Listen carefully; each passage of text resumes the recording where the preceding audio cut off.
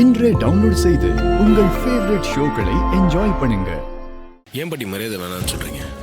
உங்களுக்கான மரியாதை இந்த ஊர் கொடுத்தானே ஆகணும். இவ்வளவு நாளும் ஒவ்வொரு வருஷமும் நான் தான் அந்த முதல் மரியாதையை வாங்கிட்டு இருந்தேன். என் கையால கூழ் காய்ச்சிட்டு வந்துதான் அம்மனுக்கு படைப்பேன். இந்த வருஷத்துலேருந்து என் பேத்திங்களுக்கு அந்த முதல் மரியாதை கிடைக்கட்டும்.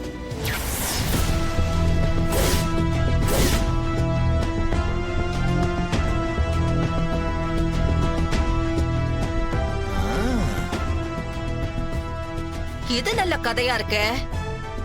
இந்த அம்மா பெருந்தன்மையா விட்டு கொடுக்கற மாதிரி நடிச்சிட்டு இப்போ தம் பேத்திங்களுக்கே முதல் மரியாதை கொடுக்க சொல்றாங்க.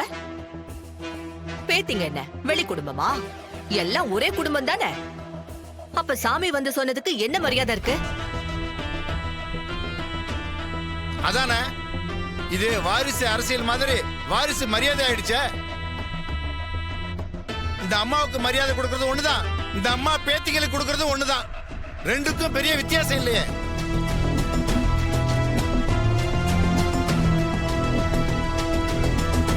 ஆமாங்க, இந்த கிழவியோட பேத்திங்களுக்கு முதல் மரியாதை கொடுக்க கூடாது. ஏன் இந்த ஊர்ல அந்த அம்மா விட்டா முதல் மரியாதை கொடுக்கறதுக்கு வேற ஆளே இல்லையா? இல்ல, பரமேஸ்வரி அம்மா சொன்ன மாதிரி அவங்க பேத்திகளுக்கு தான் முதல் மரியாதை கொடுக்கணும்னு ஊர்க்காரங்க எல்லாம் முடிவு பண்ணிருக்கோம்.